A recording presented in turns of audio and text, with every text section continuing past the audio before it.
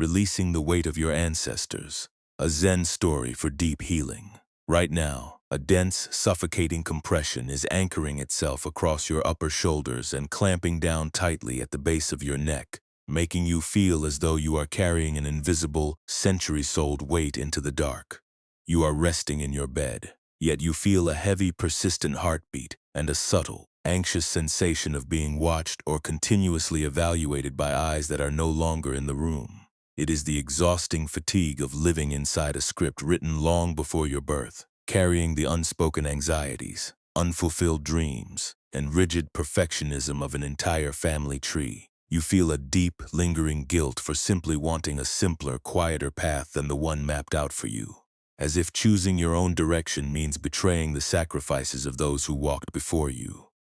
The room around you has begun to cool, the faint scent of natural beeswax and the damp, earthy aroma of autumn air drifting through a small gap in the window pane. Outside, a gentle wind rustles through the dry seed pods of an old wisteria vine, creating a soft, rhythmic patter against the exterior brickwork that helps blur the boundaries of your daytime worries.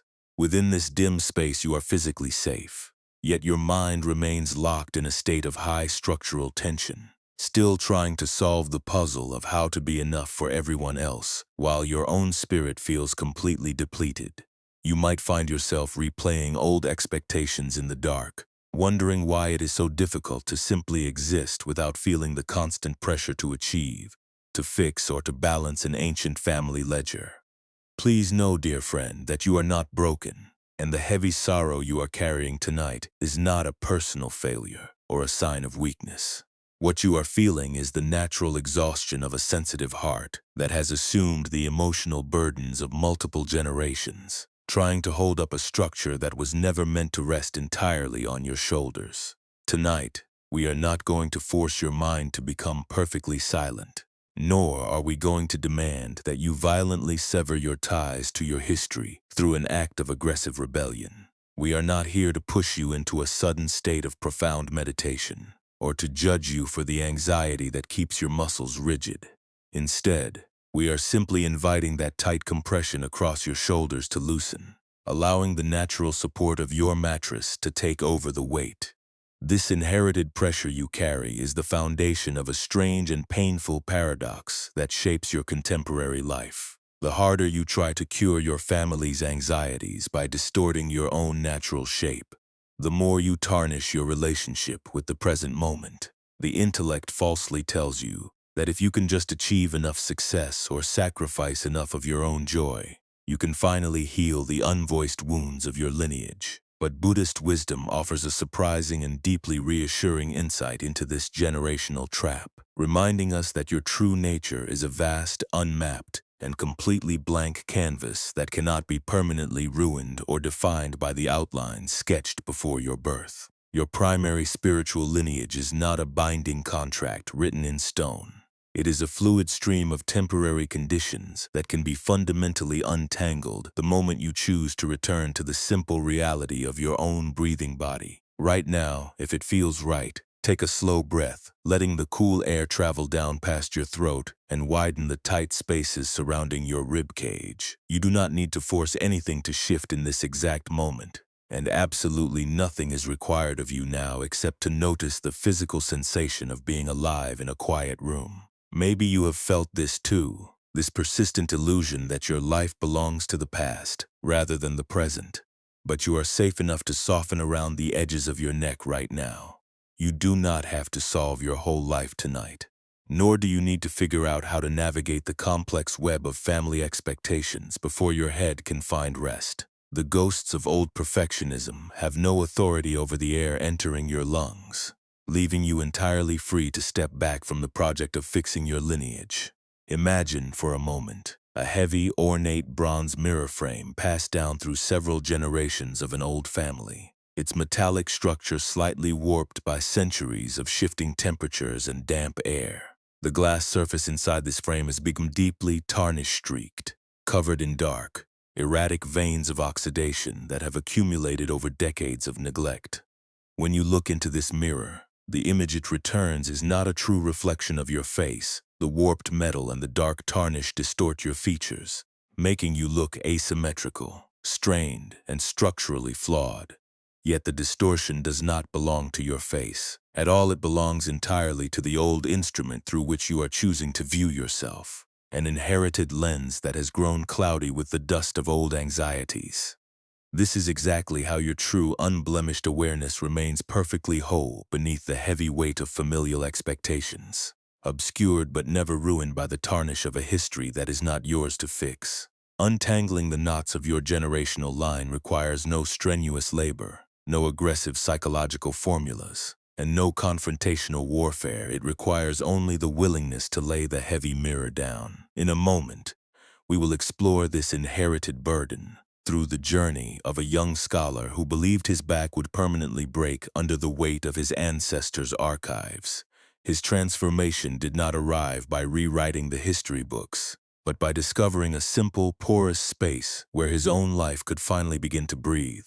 Let your breath drop into a slower, more horizontal rhythm, a quiet tide that asks absolutely nothing of your intellect as we travel to a cold, high-ceilinged hall where an old restorer is working with bone glue and thread. Deep within the high-ceilinged gloom of a cold ancestral archive hall, where the air smelled of fermented paste, aged pine soot, and the dry dust of forgotten centuries, a young scholar named Seiji lived under a constant suffocating pressure that made his back ache with every hour that passed.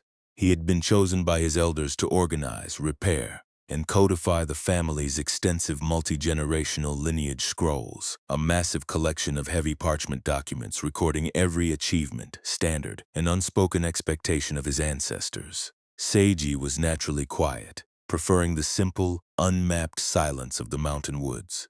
Yet his entire existence had become a frantic, hyper-vigilant effort to preserve a historical legacy that felt increasingly like a prison. He spent his days in a state of high structural tension, his neck stiff and his mind spinning with the constant fear that an omission or a mistake would expose him as the one who ruined the family's immaculate history. The physical anchor of his daily exhaustion was a heavy, cold calligraphy weight, traditionally known as a buncheon, cast from raw black iron and shaped in the likeness of a crouching, tense tiger. This solid, unyielding iron beast was meant to hold down the ancient family genealogy scrolls, which had become incredibly stiff, dry, and prone to curling back tightly into their protective cylinders whenever they were unrolled. Seiji found himself continuously shifting this iron tiger from one corner of the table to another, using his own physical strength to force the stubborn, brittle parchment to lie flat so he could transcribe the complex characters. But the old paper had been stored in damp subterranean vaults. For decades, its fibers were brittle, unyielding, and resistant to his touch, making every attempt at flattened alignment feel like a violent negotiation.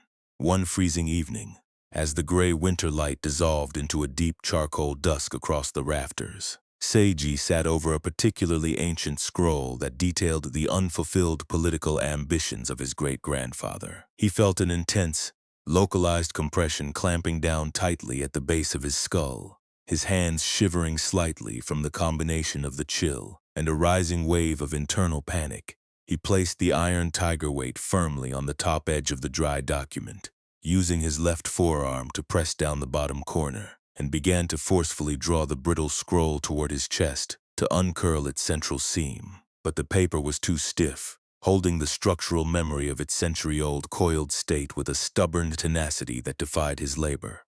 With a sudden, sickening sound of tearing fibers, the center of the ancient document split open under the unyielding pressure of the iron tiger weight. A long, jagged crack ripped right through the names of his ancestors, and the scroll immediately snapped back into its coiled cylinder with a dry, violent rattle, throwing the iron weight across the low cedar table. Seiji froze, his heart racing frantically against his ribs and a cold sweat breaking out across his palms. He looked down at the torn, ruined fragment of history and felt an overwhelming wave of absolute failure. Convinced that his own clumsy nature had permanently broken the sacred thread of his lineage, his mind began to spin into a tight loop of self-blame, replaying the exact moment his hand shifted, imagining the disappointment of his living relatives and the judgment of the ancestral ghosts who seemed to watch him from the shadows of the hall. Master Ryosuke, an elderly temple restorer who had spent 50 years repairing water-stained woodblocks and torn manuscripts with an absolute unhurried deliberation, stepped out from the deep gloom behind the storage chests. He wore a simple, faded gray robe that smelled faintly of boiled starch and aged persimmon juice, his fingers dark and calloused from decades of handling delicate fibers without tools. He did not offer a comforting phrase, nor did he examine the torn scroll to evaluate the damage Seiji had caused. Instead, he walked slowly over to the workbench, his movements so grounded and quiet that they seemed to merge seamlessly into the vast, chilly stillness of the high-ceilinged hall. Without speaking a word, Ryosuke reached down and picked up the heavy iron tiger weight that had fallen sideways onto the floorboards. He did not attempt to unroll the torn document or force the paper back into alignment. Instead, he placed the cold iron beast directly into his open, trembling palms. The weight of the cast iron was immense, immediate, and completely rigid, pulling Seiji's hands downward with a blunt physical reality that forced his shoulders to drop away from his ears. Ryosuke then picked up a small bone folder and a shallow ceramic bowl filled with lukewarm water, placing them next to the iron weight. The elderly restorer looked directly into Seiji's wide, anxious eyes, his face entirely relaxed, his gaze holding no trace of judgment or expectation. He dipped his calloused thumb into the lukewarm water and gently smoothed a single drop over the very edge of a separate, discarded strip of old mulberry paper that had been tightly curled for decades. He did not use force, he simply let the moisture sit on the dry surface. Within a few silent moments, the brittle paper fibers began to absorb the water, its rigid, defensive curl naturally softening and opening outward without any pressure from his hand, turning from a stiff coil into a flat, porous ribbon that rested loosely on the wood. Ryosuke then pointed his thumb toward the tensed iron tiger weight that Seiji was still holding in his lap, its black metal surface reflecting the dim oil lamp. He spoke in a soft, low cadence that seemed to echo against the cold stone pillars of the hall, asking a simple question that went straight to the center of the young scholar's pain. Why do you break your own bones trying to hold down a scroll that only wants to be softened by the water of the present moment? Seiji looked down at his hands, the immense, blunt coldness of the iron tiger finally making him realize how much energy he had spent trying to force an old, dry legacy to lie flat. A sudden wave of deep emotional recognition washed through his upper body, causing the tight knot at the base of his neck to yield its grip for the first time all winter, leaving him sitting in the quiet, spacious shadow of a hall that no longer required him to be perfect. The immense, unyielding weight of that iron tiger resting in your open palms is not a command telling us to erase our family history, nor is it asking us to become cold, detached strangers who turn our backs on the people who gave us life. It is revealing something infinitely quieter about the way we internalize the unhealed anxieties of our lineage, and how we can stop flattening our own spirit to preserve a design we did not create. The suffocation you feel across your upper shoulders tonight is exactly like Seiji's frantic negotiation with the dry, brittle parchment in the freezing hall. It is the emotional manifestation of an inherited attachment, the deep-seated habit of believing that your primary duty on this earth is to carry the unfulfilled expectations of your ancestors, pinning down your own natural shape with the heavy weights of perfectionism just to keep the peace.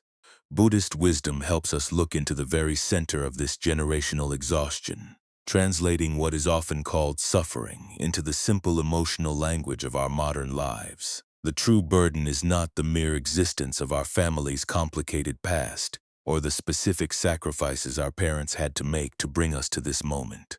Those are real historical conditions, just like the dry fibers of the scroll itself. The true suffering arises from the way our contemporary mind holds those conditions, the desperate, exhausting craving for a validation we may never receive, and the unconscious habit of turning our family's anxiety into our own personal identity. We falsely believe that if we can just brace ourselves tightly enough or achieve enough standard markers of success, we can somehow rebalance an ancient family ledger and fix the wounds that happened long before we were born. When you spend your late night hours replaying old family conversations or feeling an acute sense of guilt for wanting a simpler, less conventional lifestyle, you are independently adding a second wound to the first.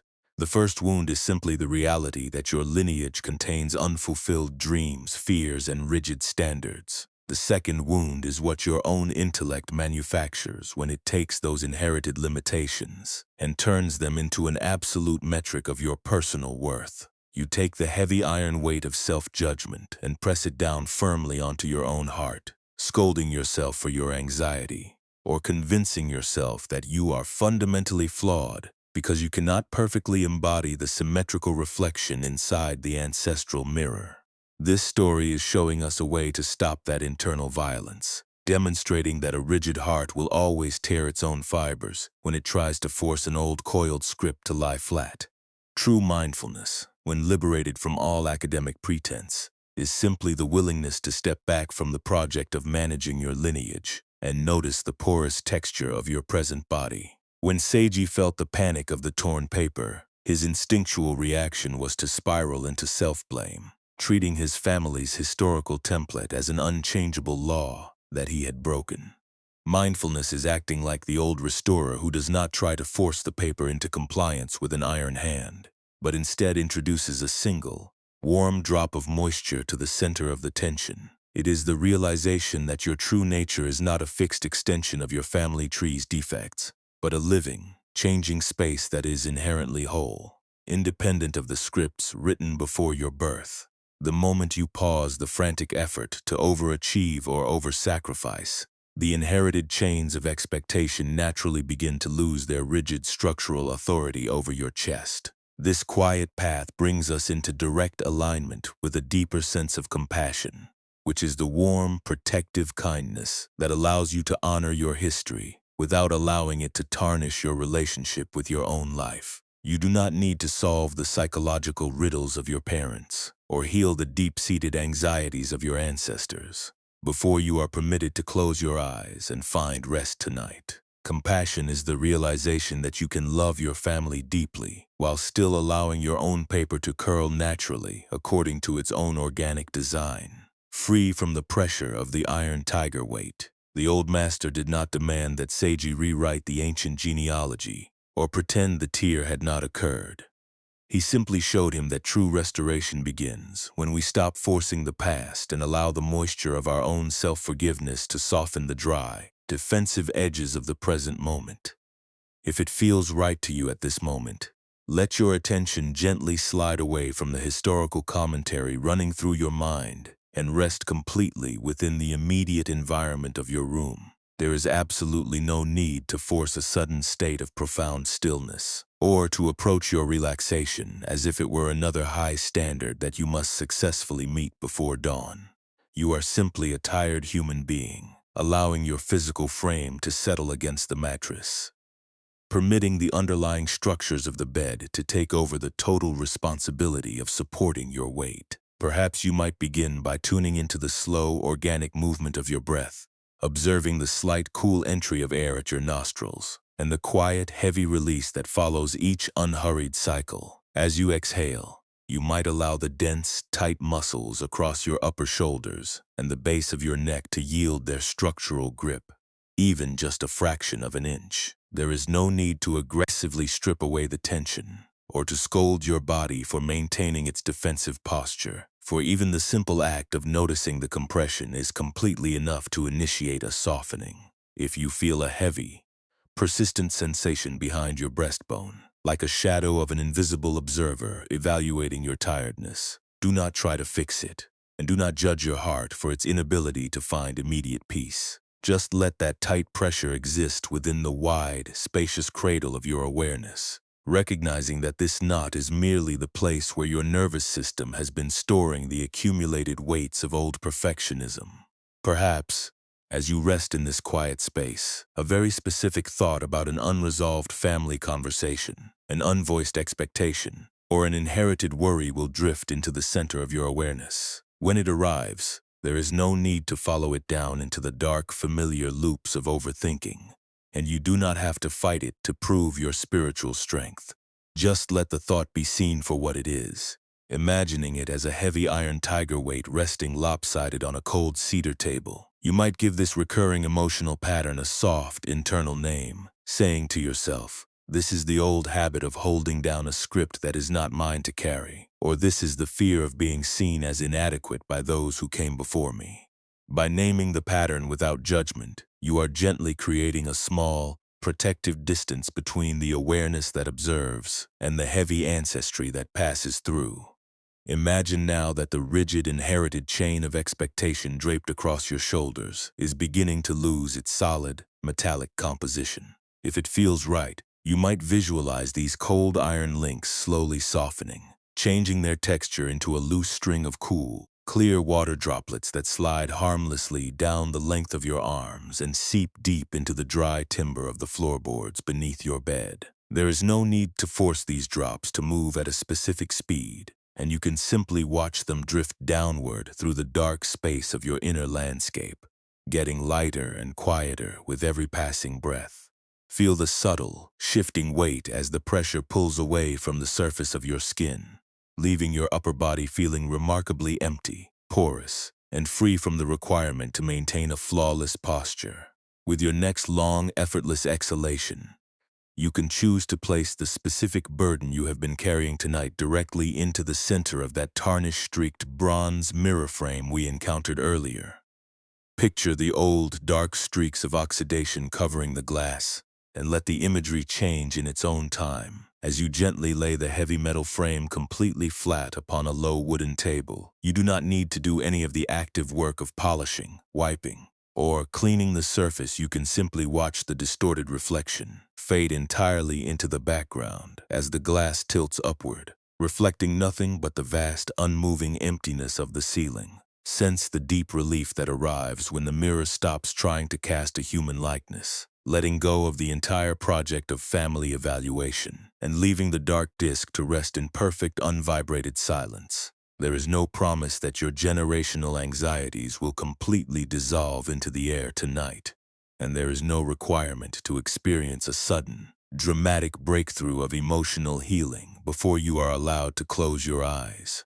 The intention behind this gentle inner practice is simply to help you inhabit your own skeleton with a little less friction, showing your nervous system that it is entirely safe to step back from the ancient ledgers for the next few hours. You can return to this soft, downward softening whenever you notice your mind being pulled back into the cold halls of historical obligation, or you can simply let the visualization fade completely from your thoughts, returning your focus to the simple physical reality of the cool air expanding your ribcage. Your life does not belong to the ancestral ghosts of the past, and your validity as a living presence is not dependent on your ability to fix the unvoiced wounds of your lineage. As the heavy iron weights are set down onto the wood, the space that opens up across your upper chest is not a terrifying void, but a soft, luminous freedom that has never forgotten how to breathe for itself. Let your arms and legs grow increasingly heavy, as if you are sinking into a deep bed of fresh, damp moss that grows completely undisturbed by the names written in old books. But there is still a deeper transformation waiting to reveal itself, a shift that moves from the softening of the parchment to the complete acceptance of your own natural, asymmetrical shape. Now let this high mountain wisdom come slightly closer to your contemporary heart as we prepare to look at a second, deeper journey that took place within an old potter's shed filled with the scent of wild bracken and wood smoke. 3 seasons after the ancient scrolls were allowed to rest in their natural state, Seiji walked down the long, winding valley trail where the cold stone of the ancestral archives gave way to an overgrown meadow of wild bracken and purple thistle.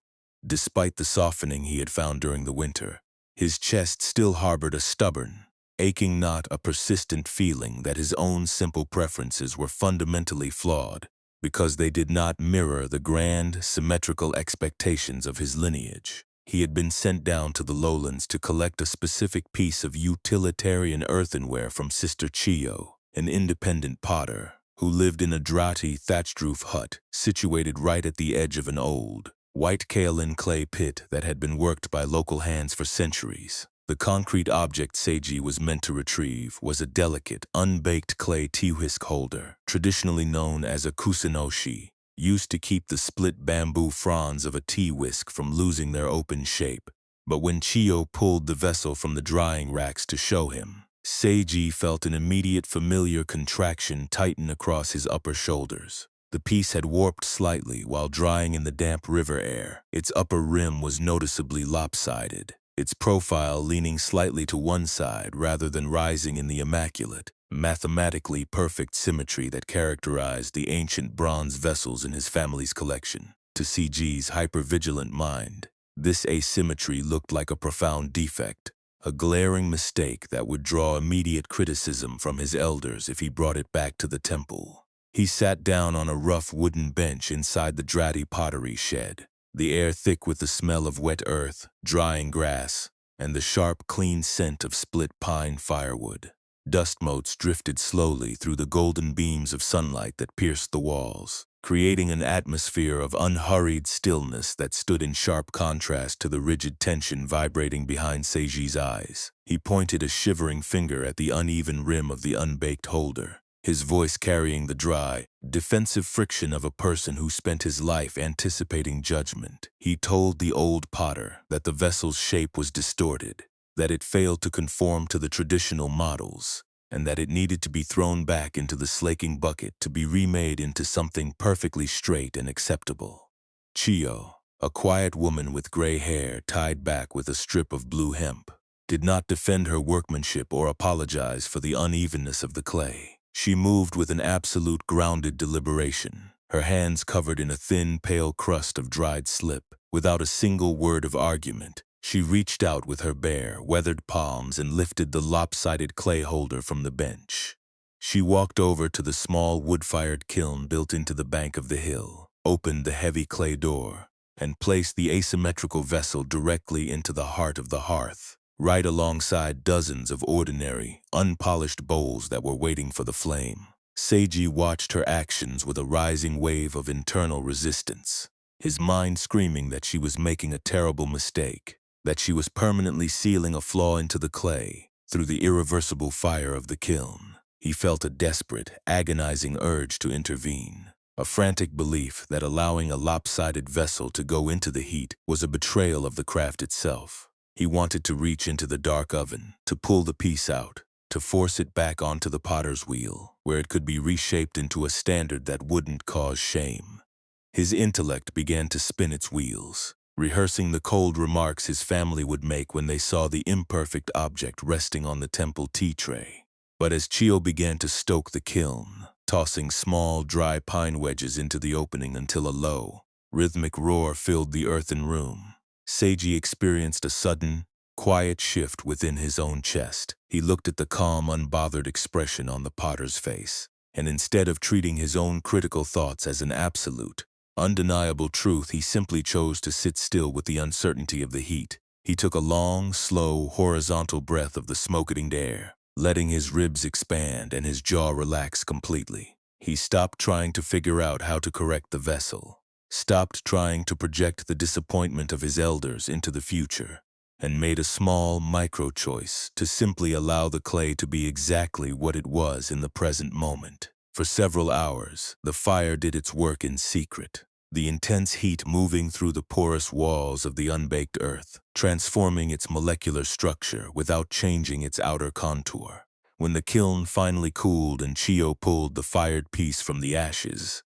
the tea whisk holder had not magically transformed into a flawless, symmetrical masterpiece. It was still the same ordinary, lopsided vessel it had been when it entered the fire, its rim leaning noticeably to the left under the weight of its own unique history. But when Chiyo set it on the table and slipped a hollow bamboo tea whisk over its crown, Seiji saw that the vessel functioned perfectly, holding the delicate fronds in a wide, stable circle, with an effortless grace that required no artificial alignment. The transformation did not change the shape of the clay, it changed the entire way Seiji related to the asymmetry within his own life. He reached out his hand, his fingers tracing the rough, unpolished skin of the fired earth, feeling a wave of deep compassion wash through his upper body as he realized that a vessel's true utility lies in its hollow space, not in its compliance with a rigid, ancestral blueprint. He looked at the lopsided holder and realized that his own sensitive, anxious heart was like this piece of fired clay shaped by uneven conditions, marked by the tarnish of a difficult lineage, yet entirely whole, functional, and worthy of existence without needing to be remade into someone else's design. He stood up from the bench, his shoulders dropping down completely as he chose to take the imperfect vessel back to the temple, no longer running from the possibility of disapproval, but sitting firmly within the unmapped space of his own living presence. This quiet revelation inside the smoking pottery shed lays bare the exact psychological machinery that keeps your own mind locked in a state of exhausting, high structural tension tonight. When you look at that lopsided clay whisk holder, warped by the damp river air yet functioning with absolute integrity, you are looking directly at the anatomy of your own inherited perfectionism. The standards passed down through your family tree, the unspoken demands of your upbringing, and the heavy anxieties of those who raised you are not a permanent blueprint that you must deform your own nature to satisfy. Your true suffering does not emerge from the simple reality that your family history is complicated or uneven. It is manufactured by the desperate, hyper-vigilant way your intellect tries to fix your natural shape through an act of continuous, internal shame. We spend an immense amount of our evening vitality caught in this subtle, agonizing loop of self-monitoring, driven by an acute fear of uncertainty and a persistent need to secure approval from voices that are no longer in the room. The mind falsely tells you that if you can just rehearse your upcoming family interactions perfectly, or if you can replay your past choices enough times under the covers, you can somehow regain control over your environment and earn your right to belong. You take the heavy iron tiger weight of self-criticism and press it down firmly onto your own heart, scolding yourself for your anxiety, or convincing yourself that your life is a failure because it does not match the symmetrical reflection inside the ancestral mirror. This defensive reflex turns a temporary state of emotional exhaustion into a fixed, painful personal identity, making you believe that you are structurally flawed simply because your rim is uneven. By illuminating this internal dynamic, the relationship you hold with your own generational burdens begins to undergo a profound and comforting shift. Buddhist wisdom offers a beautifully simple distinction between the primary difficulties that life inevitably brings to our doorstep and the secondary layers of misery that the mind independently adds through its own resistance. The first pain consists of the raw, unvetted conditions of your family lineage, the unvoiced worries of your parents, the structural expectations of your culture, and the real biological fatigue of carrying an inherited emotional burden all day long. These are the elements that you cannot always control, change, or prevent, as they are woven into the historic fabric of the life you were given. The second pain, however, is the thick, suffocating compression that forms across your upper shoulders when your mind refuses to let that initial fatigue simply exist without an intellectual interrogation. The second pain is the anxious belief that because your life does not mirror the grand designs of your ancestors, you are somehow failing a crucial test of personal worth.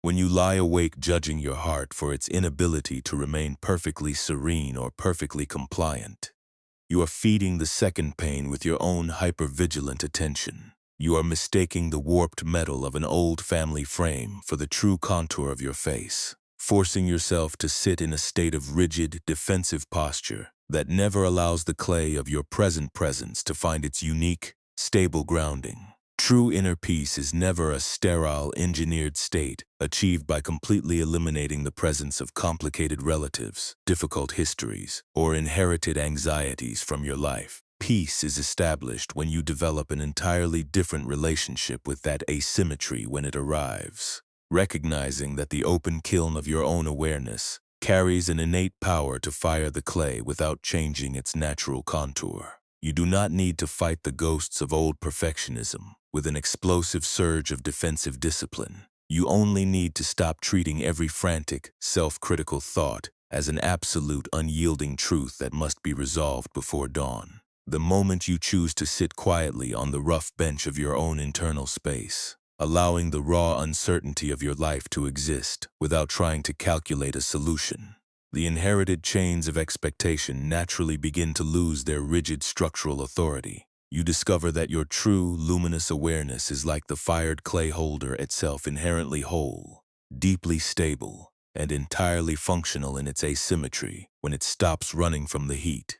The deep, unified stream of your presence is moving safely beneath the generational static at this very moment, completely uncompromised by the scripts written before your birth, waiting only for you to drop the iron tiger weight and trust the heavy, uncarved ground of the night to carry you home.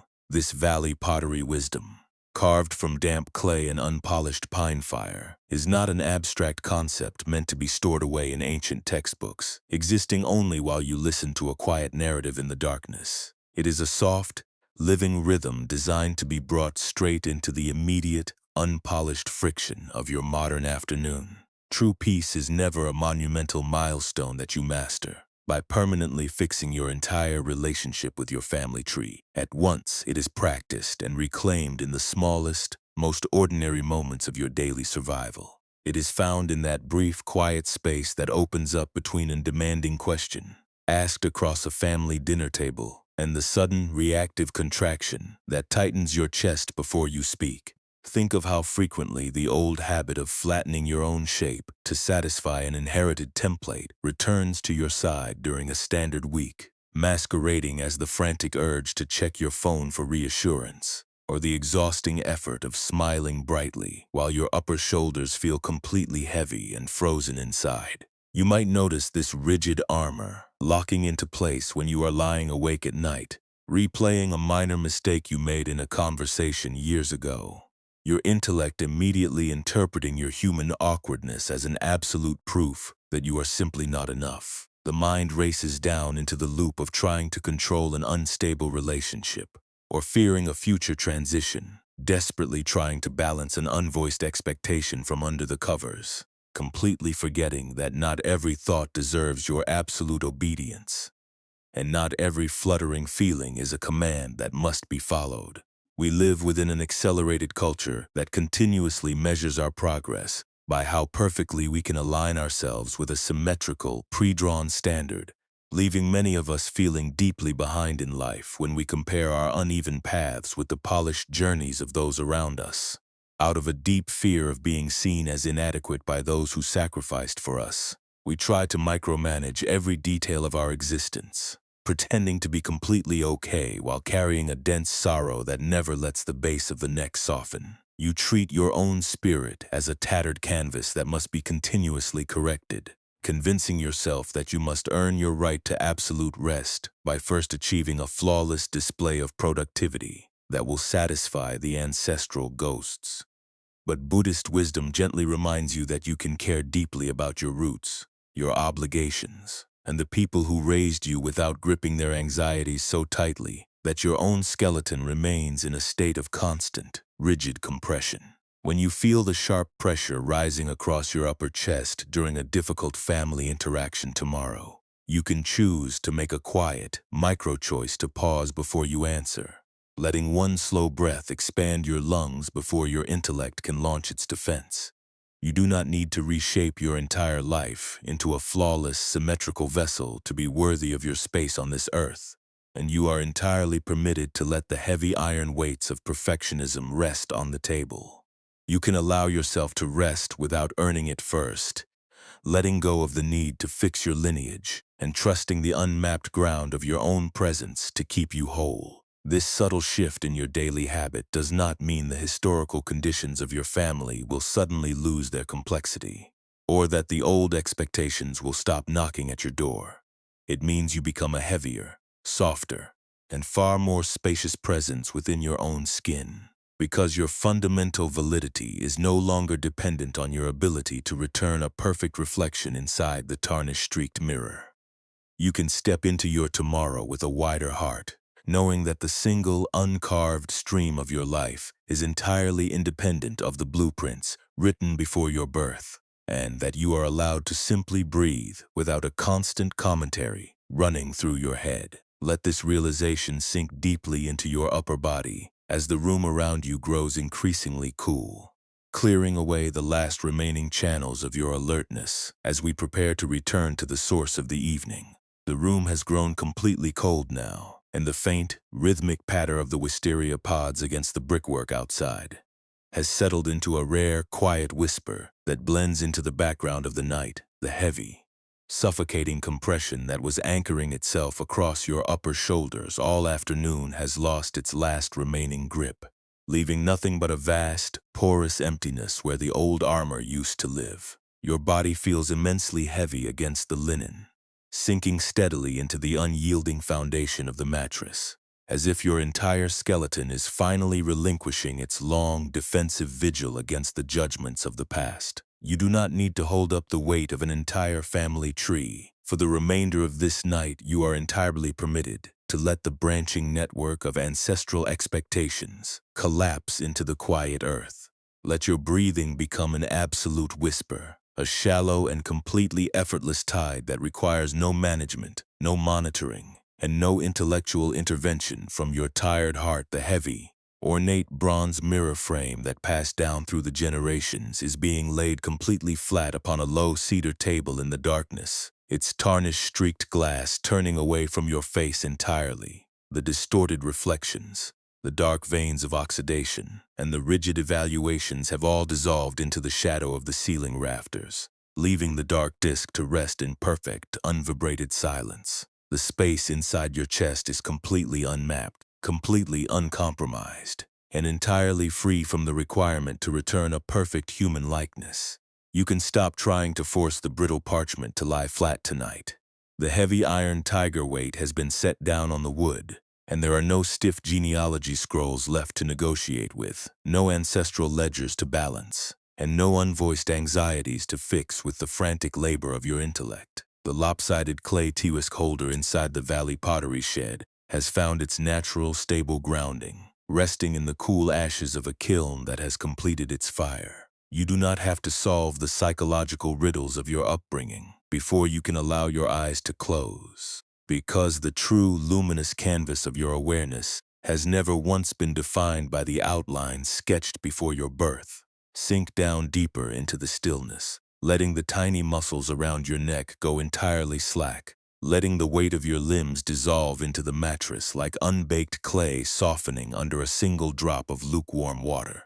The wild bracken in the meadow outside is resting in the midnight fog, spreading its loose fronds toward the dark sky, without a single thought of symmetry, completely content to exist within the organic shape it was given. You are returning home to an undivided baseline of presence that existed long before you ever learned to carry the unfulfilled dreams of others, or turn an inherited burden into your personal identity. This spacious ground is your original sanctuary, a timeless expanse that asks for no perfection, requires no standard metrics, and demands no structural alignment to grant you rest.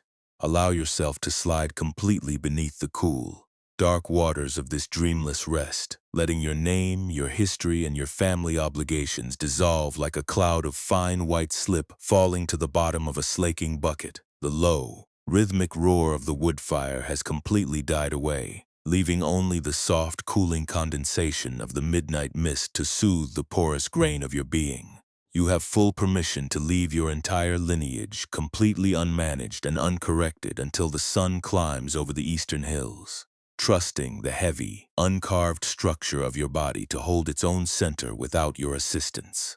Let your mind go entirely dark, letting your soul drift down into the boundless, starlit silence where you are already completely whole, completely unblemished, and perfectly at peace. When the heavy bronze frame is finally laid flat on the cedar, whose face remains in the dark when there is no longer a mirror demanding that you look like your history.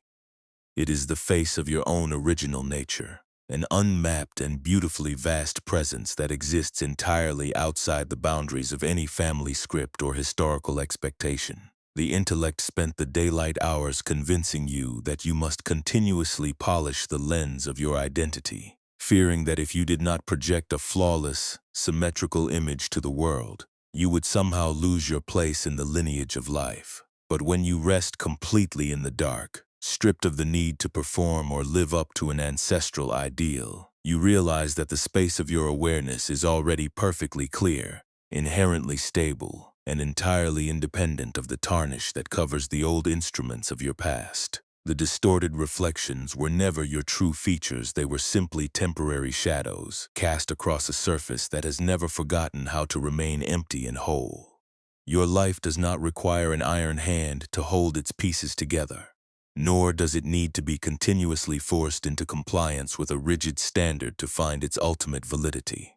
The heavy iron tiger weight of self-criticism, which you shifted from one corner of your heart to another all day, was only a tool used by a frantic mind that mistakenly believed it could cure its family's unvoiced anxieties through an act of personal sacrifice. But Buddhist wisdom gently brings you back to the realization that your true self is like the deep, unbaked kaolin clay resting in the earth, porous, receptive, and entirely unconcerned with the mathematical symmetry of its final container. The value of your presence is found in the open, hollow center that allows your spirit to breathe, not in your alignment with a historical blueprint that was written before your lungs ever drew their first breath. Let your exhalations sink into an even deeper, more spacious rhythm, a soft and unforced movement that asks absolutely nothing of your analytical mind as the night folds its arms around your room. The rigid compression that was tightening across your upper shoulders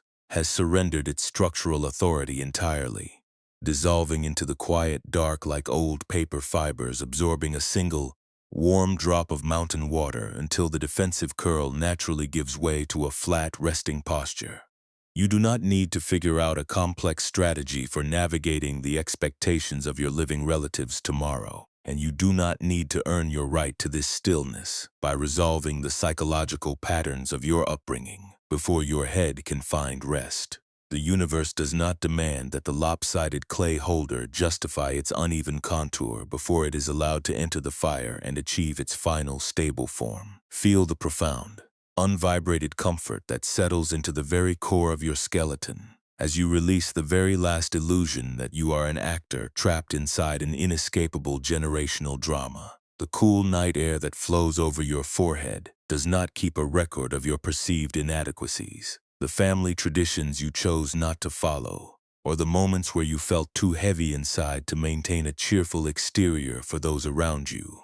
The darkness is an ancient, non-judgmental sanctuary that wraps its arms completely around your exhaustion, offering you a timeless shelter where your name, your history, and your cognitive fatigue can all be laid down like a heavy bundle of old scrolls left at the edge of a quiet, unmapped river. You are entirely permitted to let the world move on without your supervision for the next few hours, letting go of the need to fix your lineage and allowing your physical weight to merge completely with the ground below. The remaining echoes of your daily overstimulation are turning into faint, formless shadows now, distant like the sound of dry pine logs cracking in a hillside kiln miles away from your window pane. They float across the perimeter of your awareness without catching your grip, losing their sharp boundaries and dissolving back into the silent, supportive network of the evening. You are drifting deeper and deeper into the warm, boundless current of a dreamless rest, a spacious realm where every memory is soft forgotten, every heavy vine is lifted, and your spirit is finally, beautifully at home in the quiet dark. Let yourself slide completely beneath the surface of this perfect stillness, knowing that the world will continue to turn without your supervision, and that you are already completely safe, completely unfragmented, and perfectly at peace. This perfect peace is the natural state of your mind, when it is no longer being pulled in 1,000 different directions by the heavy inherited demands of the past. The intellect frequently tells us that if we do not constantly monitor our reactions, rehearse our future conversations, or replay our old family mistakes, our entire life will slide into chaos and disorder. But when you rest quietly in the dark, you begin to see that the sky of your awareness does not lose its fundamental brightness just because a thick cloud of generational anxiety has chosen to settle over the hills for a few hours. The fog does not rewrite the landscape, nor does it permanently alter the path of the mountain trails. It is simply a passing condition, a temporary accumulation of old moisture that naturally clears away when you stop trying to manage the storm with your own willpower. Your true, unblemished presence is like that solid granite basin resting beneath the dark plum trees, entirely unaffected by the rigid, unyielding constraints that your ancestors tried to map out on paper, the expectations you failed to meet, the unspoken standards you felt guilty for questioning, and the deep fatigue of always pretending to be okay were merely minor ripples on the very surface of a reservoir that remains completely still, dark and undisturbed in its deepest chambers. The long years you spent trying to secure approval from voices that are no longer in the room have not diminished your inner sanctuary by a single fraction, because the space that holds your breath has no edges that can be frayed by history, and no walls that can be broken by an excess of inherited pressure. Let your breathing sink into an even deeper, more spacious rhythm, a soft and unforced movement that asks absolutely nothing of your analytical mind as the night folds its arms around your room. The rigid compression that was tightening across your upper shoulders has surrendered its structural authority entirely, dissolving into the quiet dark like old mulberry paper, absorbing a single, warm drop of water until the defensive curl naturally gives way to a flat, resting posture. You do not need to figure out a complex strategy for navigating the expectations of your living relatives tomorrow, and you do not need to earn your right to this stillness by resolving the psychological patterns of your upbringing before your head can find rest. The universe does not demand that the lopsided clay holder justify its uneven contour before it is allowed to enter the fire and achieve its final stable form. Feel the profound, unvibrated comfort that settles into the very core of your skeleton as you release the very last illusion that your life is an intricate network of family ledgers that must be continuously mended, balanced, or corrected to prevent a structural failure. The cool night air that flows over your forehead does not keep a record of your perceived inadequacies, the family traditions you chose not to follow, or the moments where you felt too heavy inside to maintain a cheerful exterior for those around you. The darkness is an ancient, non-judgmental sanctuary that wraps its arms completely around your exhaustion, offering you a timeless shelter where your name, your history, and your cognitive fatigue can all be laid down like a heavy bundle of old scrolls left at the edge of a quiet, unmapped river. You are entirely permitted to let the world move on without your supervision for the next few hours, letting go of the need to fix your lineage and allowing your physical weight to merge completely with the ground below. The remaining echoes of your daily overstimulation are turning into faint, formless shadows now, distant like the sound of dry pine logs cracking in a hillside kiln miles away from your window pane. They float across the perimeter of your awareness without catching your grip, losing their sharp boundaries and dissolving back into the silent, supportive network of the evening. You are drifting deeper and deeper into the warm, boundless current of a dreamless rest, a spacious realm where every memory is softly forgotten, every heavy vine is lifted, and your spirit is finally, beautifully at home in the quiet dark. Let yourself slide completely beneath the surface of this perfect stillness, knowing that the world will continue to turn without your supervision, and that you are already completely safe, completely unfragmented, and perfectly at peace. In this deep and unvibrated safety, the mind finally lets go of its ancient habit of tracing the family line to find its current value, realizing that the light within you has never been dependent on the clarity of those who came before. We spend so much of our waking life acting as though our consciousness is an estate we must constantly defend, an inherited piece of property filled with the unresolved debts and structural cracks of our parents' unlived desires. But when you rest under the heavy protective canopy of the midnight hour, the intellect is invited to see that your awareness is not a house built by human hands at all. It is like the immense empty space of the valley itself, completely unaffected by the number of generational storms that have passed through its contours, or the weight of the timber that has been felled along its ridges. The mind frequently fears that if it completely drops its hyper-vigilant posture, it will somehow validate the criticisms of the past, or lose its alignment with the people it loves. This is the quiet delusion that feeds the second pain, the persistent internal whisper telling you that your exhaustion is a failure of loyalty, and that you must keep your muscles rigid to prove you care. But Buddhist insight gently reminds you that true honor is not born from copying the defensive, tightly curled posture of an old scroll. True liberation arrives when you allow your own unique fibers to absorb the moisture of the present moment, expanding naturally and gracefully into whatever shape the fire of your own life dictates, without a single thought of conforming to a rigid ancestral blueprint. Let your breathing expand into an even more porous, horizontal rhythm, letting the air move past your throat like water sliding over the smooth granite floor of a valley stream. The tarnish-streaked mirror frame of familial perfectionism has been laid completely flat upon the dark cedar wood, and its cloudy, distorted reflections have no power to touch the quiet reality of your presence tonight. You do not need to figure out a complex way to balance your family's expectations before the sun breaks through the eastern trees. And you do not need to earn your right to this stillness by resolving every emotional pattern of your upbringing before your eyes can close. The universe does not ask the wild bracken in the meadow to justify its asymmetrical fronds before it is allowed to rest under the cool, soothing blanket of the mountain fog.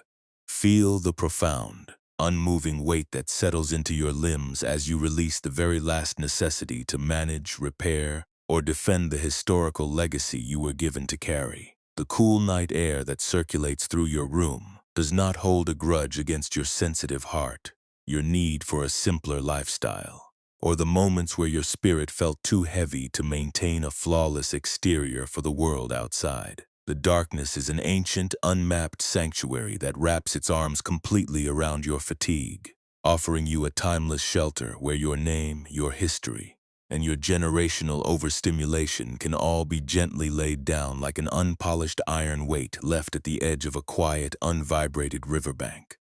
You are entirely permitted to let the world turn without your supervision for the next few hours, letting go of the need to fix your lineage and allowing your physical frame to merge completely with the deep, supportive ground below. The remaining echoes of your daily responsibilities are turning into faint, formless shadows now, distant like the sound of dry wood smoke dissolving into the midnight mist miles away from your window pane. They float across the perimeter of your awareness without catching your grip, losing their sharp boundaries and dissolving back into the silent, supportive network of the evening. You are drifting deeper and deeper into the warm, boundless current of a dreamless rest, a spacious realm where every memory is softly forgotten, every heavy weight is lifted, and your spirit is finally, beautifully at home in the quiet dark. Let yourself slide completely beneath the surface of this perfect stillness, knowing that the world will continue to turn without your supervision, and that you are already completely safe, completely unfragmented, and perfectly at peace.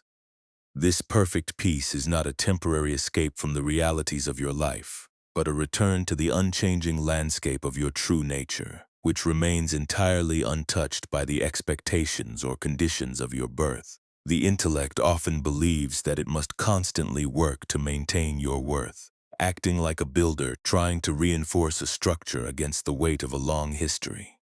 But when you lie completely still in the quiet of this room, you begin to see that the awareness holding your breath is like the deep space of the valley itself. It does not need to alter its shape to accommodate the storms that have passed through it, nor does it require a symmetrical design to find its ultimate purpose. The ancestral pressures and modern demands that pulled at your shoulders today were merely passing winds, unable to reach the quiet, unvibrated depth where your spirit keeps its balance.